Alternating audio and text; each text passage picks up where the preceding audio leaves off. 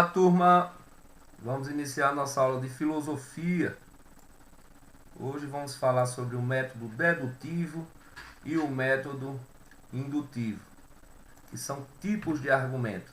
Então, na aula passada, a gente viu que para que a gente possa passar uma mensagem lógica, certo? Nós nos utilizamos dos argumentos. Eu falei sobre o silogismo, que é um tipo de argumento dedutivo. Disse também, né, que a gente ia trabalhar primeiramente os argumentos dedutivos, que são aqueles argumentos mais clássicos, porque trazem conclusões mais confiáveis. A gente vai entender por quê, certo? Também falamos do tipo de argumento válido na aula passada, e aqueles argumentos eram argumentos dedutivos. Argumentos dedutivos válidos e argumentos dedutivos inválidos. Eles são inválidos, ou seja, produzem falácias quando os termos não concordam, as premissas não concordam, né? As premissas que formam o argumento são ideias difusas, são ideias diferentes, ou quando as premissas elas não são verdadeiras. A partir daí, você vai ter um argumento dedutivo inválido. Mas nos argumentos dedutivos válidos, certo? Ou seja, em que há combinação entre os termos e que as premissas sejam verdadeiras, nós com certeza extrairemos conclusões verdadeiras, certo? Conclusões que irão produzir um conhecimento seguro. Então vamos entender primeiro o que é um método dedutivo, o que é um argumento dedutivo, certo? Na dedução, partimos de uma ideia geral para uma ideia particular. Eu acho até que eu falei um pouquinho sobre isso na aula anterior, né? Vamos ver alguns exemplos. Todo mamífero tem um coração. Todos os cães são mamíferos. Conclusão, né, das premissas. Todos os cães têm coração. Ok? Cães estão dentro da classe mamíferos. Então, desse modo, a gente partiu de uma ideia geral, mamíferos, certo? E cães. Eu podia ter utilizado gatos, sim. Eu podia ter utilizado seres humanos, sim. Eu podia ter utilizado gado, bois, sim. Eu podia, dá licença. Eu poderia ter utilizado leões, sim, certo? Ou seja, cão é uma categoria dentre os mamíferos. Por isso, esse argumento ele é dedutivo, eu estou deduzindo algo. Então, eu já sei de uma informação geral. Possivelmente a informação particular ela vai ser confiável. Por quê? Porque eu parto de uma ideia geral, certo? Para uma ideia particular. Eu pego um pedacinho desse geral e confirmo na conclusão. Todas as aves colocam ovos. Os pinguins são aves. Nem eu sabia disso. Tô brincando. Todas as aves colocam, porque são tão fofinhos, né? Todas as aves colocam ovos. Os pinguins são aves. Conclusão, os pinguins colocam ovos, né? Então é muito comum definir que a dedução vai ao sentido oposto da indução. A gente vai ver logo depois o que é o método indutivo, que é o oposto do geral para o específico, né? Como exemplo dado acima. Eu espero que vocês tenham entendido a definição principal de método dedutivo, né? Na dedução, partimos de uma ideia geral para uma ideia particular. Características do argumento dedutivo, do raciocínio dedutivo. Primeira delas, parte do geral para o particular. Premissas verdadeiras garantem uma conclusão verdadeira. Ou seja, se as premissas estiverem dizendo uma verdade, com certeza a conclusão será verdadeira também, certo? Então, o raciocínio dedutivo tem sua validade determinada pela forma lógica do argumento e não pelo conteúdo dos enunciados. Então, se tiver montado do jeito correto, ou seja, duas premissas, uma conclusão, as premissas concordarem entre si em relação aos termos, as premissas forem verdadeiras, com certeza o a conclusão, independente do conteúdo, será verdadeira. Assim, se as premissas são verdadeiras, a conclusão obrigatoriamente também deverá ser verdadeira. Então, professor, eu extraio uma conclusão confiável do argumento dedutivo? Sim, os argumentos dedutivos nos dão conclusões confiáveis. Por quê? Porque eles só estão constatando uma ideia. É uma ideia, eles estão deduzindo, é uma ideia particular do geral. Essa ideia já foi, de certo modo, afirmada aqui. Eles só pegam um carocinho dessa ideia e confirmam na conclusão. Lembrando que existem argumentos dedutivos que nos levam a conclusões falsas, como as falácias. Mas para isso, as premissas não são verdadeiras ou os termos não concordam. É o que a gente chama de argumento inválido, que a gente viu na aula passada. Método indutivo, que é o contrário do método dedutivo. Parte do caso particular e chega a uma regra geral. Por exemplo, né? Cães, gatos e macacos têm coração. Cães, gatos e macacos são mamíferos. Conclusão, mamíferos têm coração. Certo? Então, eu pego 3 exemplos dentre todas as espécies de mamífero, certo? E são só 3 exemplos de espécie: cães, gatos e macacos. Olhe só o particular para a quantidade do geral, que são os mamíferos, certo? Aqui deu certo. Eu cheguei a uma conclusão correta. Então eu pego cães, gatos, macacos têm coração. Isso é uma afirmação. Essa afirmação é verdadeira. Cães, gatos e macacos são mamíferos. Conclusão, mamíferos têm coração. Mas essa conclusão, ela é 100% verificável. A gente vai ver isso, vai discutir. Mas já de agora eu já quero que... Professor, é porque eu sei, né? Mas vamos supor que você não soubesse. Vamos supor que ele estivesse produzindo conhecimento nesse momento. Como é que eu posso afirmar que todos os mamíferos têm coração se eu só estou partindo de 3 exemplos de espécies de mamíferos? Vai que tem uma espécie lá não sei aonde que não tem coração, né? É cheio de exceção dentro da natureza. Ou então, flamingos, beija-flores e sabiás colocam ovos. Mais uma vez, 3 exemplos dentro das espécies das aves. Mesma coisa. Flamingo, beija-flor e sabiá são aves. Conclusão, todas as aves colocam ovos. E se houver uma ave que não coloca? Então, essa conclusão do método indutivo, ela é questionável, certo? Características do método, características do raciocínio indutivo, características do método indutivo. Parte do particular para o geral. Então a primeira premissa, geralmente, ela vai ter aspectos particulares, certo? Premissas verdadeiras não garantem uma conclusão verdadeira. Ok, certo? Como eu acabei de afirmar.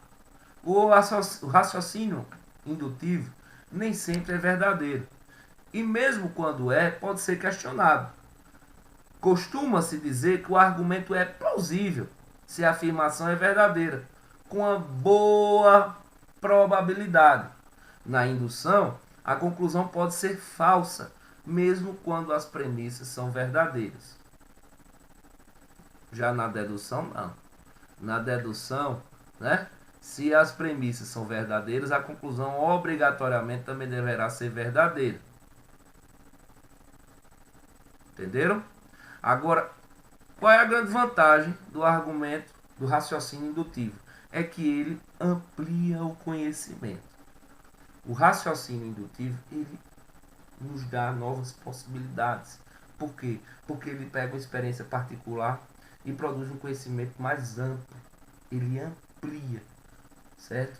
Esse conhecimento a partir de uma experiência particular. É questionável? É questionável. Mas ele cria um novo conhecimento. Já o método dedutivo não amplia o conhecimento, ele constata só algo que já se sabe.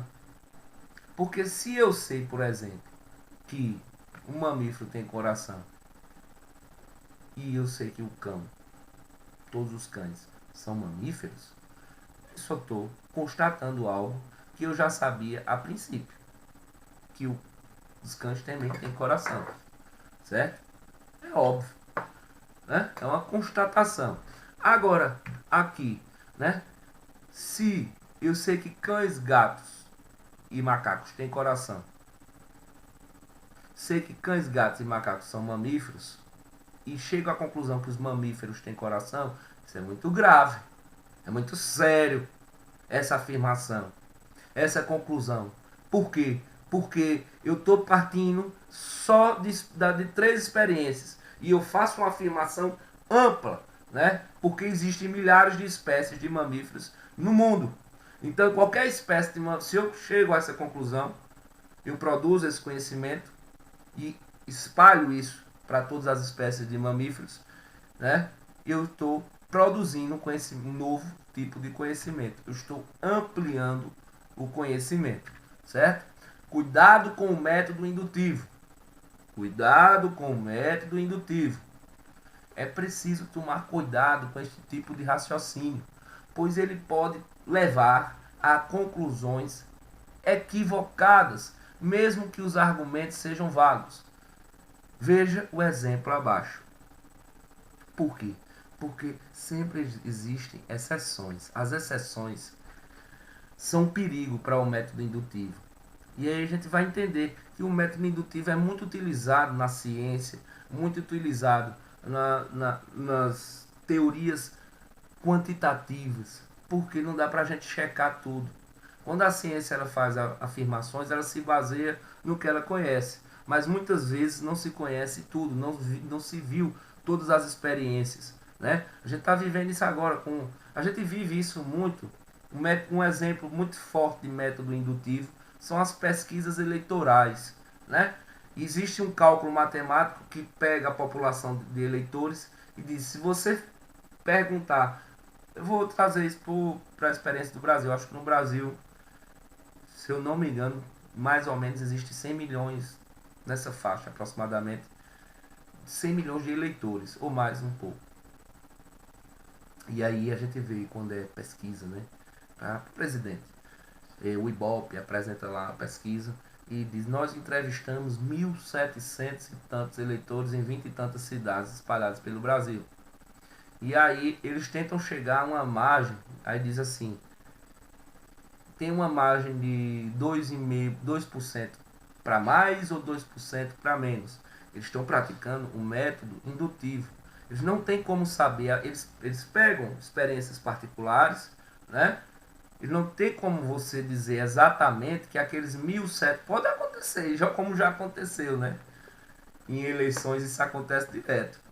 Às vezes acerta de uma forma que eu acho incrível. E às vezes erra totalmente, né? Então é um cálculo matemático, é um método indutivo, você pega experiências particulares para tentar fazer uma estimativa dos votos gerais. Então se diz, candidato tal tem 50 e tantos por cento, candidato tal tem 40 e tantos por cento. A partir desses 1.700 e tantas pessoas. É perigoso. Você tem que ter cuidado. Vai que essas 1.700 pessoas que você entrevistou pensa completamente diferente da massa. Pode acontecer, né? Aqui, ó. Equínidas, que é uma espécie aí de mamífero, de mamífero que colocam ovos, né? Vocês já devem ter visto aí nas aulas de ciência. Equínidas e ornitorrincos colocam ovos, né? Que são exceções porque eles têm características de ave. Eles são uma mistura de ave. Se você for ver a imagem, né, do ornitorrinco, eu apertei pausa aqui e fui buscar uma imagem de um ornitorrinco, né? O ornitorrinco ele tem um bico de pato, parece tem pena misturada com pelo, é, é uma mistura de ave e mamífero. Durante algum tempo a ciência não soube classificá-lo, né? Sabe se ele é mamífero ou ele era uma ave. E ele colocava ovos, né? E coloca ovos. Então, a partir dele, Se eu pego uma exceção, né, como os equídenas, os equídenas e os ornitorrincos, que colocam ovos. E eu digo, equídenas e ornitorrincos colocam ovos. Equídenas e ornitorrincos são mamíferos. Conclusão, todos os mamíferos colocam ovos. Ou seja, as premissas elas estão verdadeiras, elas são verdadeiras. Equídenas e ornitorrincos colocam ovos. Equídenas e ornitorrincos são mamíferos. Todos os mamíferos colocam ovos. É arriscado. Então eu peguei aqui. Isso aqui é bem radical, mas só para a gente ver como as experiências particulares podem sim nos induzirem a erros, a generalizações erradas. Quando a gente generaliza a partir de uma ideia particular, né? Quando a gente parte do particular para o geral, é arriscado, a conclusão é questionável. Então, nesse exemplo, apesar dos argumentos serem válidos, a conclusão é falsa. Embora os ornitorrincos e equídenas coloquem sim ovos, eles são exceção entre os mamíferos. Por isso, é essencial que as observações sejam cuidadosas e que sejam feitas em o maior número possível. E aí a gente cria a ideia de indução forte e indução fraca. Essa, por exemplo, é uma indução fraca. Custava observar mais umas 10 espécies de mamíferos que você ia chegar à conclusão, né, que nem todos os mamíferos colocam ovos. Se você pegasse seres humanos, os macacos, os leões, os ursos, sei lá, né? Algumas, o cachorro. E aí você chega à conclusão que nem todos os mamíferos colocam ovos, né? E aí, e aí você iria produzir uma indução mais forte. O método indutivo pode provocar uma conclusão forte ou fraca, dependendo do número de seres observados, que é a amostragem, que é o número de coisas que a gente vai observar, né, para poder, o número de situações particulares para poder produzir uma conclusão geral, certo? Então, se é possível verificar todos os elementos da indução, essa será uma indução completa. Mas se todos os elementos não são observados, trata-se de uma indução incompleta. Exemplo A, né? De uma indução completa. João, na realidade está aí João, ou João, tem 4 irmãos. O primeiro é bonito, o segundo é bonito, o terceiro é bonito e o quarto também é bonito. Eita família bonita. Logo, todos os irmãos são bonitos. Essa indução, ela é completa. Por quê? Porque dos 4, eu chequei os 4. Checar dos 4, aí eu posso chegar à conclusão. Mesmo assim, uma conclusão mais completa, né? Quando a indução é completa, a conclusão ela é 99,9% confiável. Mas uma indução incompleta, mesmo muito, quase toda completa. 99% dos eleitores vão votar em Ricardo para presidente. Logo, Ricardo irá vencer. E aquele 1%? Né? Óbvio que, mas mesmo assim, óbvio que 99% dos votos já elege. Depende, né? Se for numa democracia, mas se for num sistema em que esse 1% derruba os 99%. Então, assim, essa indução parece completa, mas não é, ela é incompleta. Só se eu tivesse entrevistado 100% dos eleitores. Num processo de pesquisa de Ibope, isso é muito difícil, né? Haver, como eu acabei de citar, os 100 milhões de eleitores brasileiros. Já imaginaram se entrevistar um por um para saber a intenção de voto? Mesmo assim, você pode errar, porque você pode mudar o voto na hora do voto, você pode dar a informação errada. Então, as conclusões indutivas elas são perigosas. Análise de algumas questões sobre o método dedutivo e indutivo. Médias normalmente mais escondem do que revelam. Não podemos supor, por exemplo, que todas as áreas pobres da cidade têm as mesmas condições de saneamento e acesso à água. O trecho transcrito acima critica o uso específico do seguinte método de raciocínio. Óbvio que é indutivo, né? No meu discurso, óbvio que a maioria das áreas pobres da cidade tem problemas de saneamento e acesso à água. Mas eu posso afirmar que todas, né? Não posso utilizar médias para produzir uma conclusão 100% verdadeira. Não posso ir mas é porque houve uma média, né? Não, então, mas se isso é baseado em média, eu não posso utilizar o termo todas. Eu tenho que utilizar algumas, ou a maioria. Então, ele está criticando o método indutivo, né? Resposta B. A indução é um tipo de raciocínio que parte do caso particular e chega numa regra geral. No trecho, a média é levada em consideração como caso específico. Se a média mostra alguns resultados, se algum resultado positivo sobre a questão do saneamento na maioria das casas, pela indução, todas as outras também têm saneamento e acesso à água. A crítica, então, é em relação à generalização. Generalizar é uma suposição falha. Espero que tenham entendido. A2, ler nos faz mais felizes. É um caminho para o autoconhecimento. E o exercício constante de autoconhecimento é um caminho para a felicidade. É uma constatação, né? Nesse argumento, o Rodrigo Lacerda formula uma premissa geral e uma premissa particular para relacioná-las na conclusão. Essa estrutura caracteriza o argumento como? Eu já disse no primeiro argumento que ler faz as pessoas felizes, né? E no final ele só faz confirmar. Desse modo, ele partiu de uma ideia geral. Ele já tem uma ideia, uma verdade geral.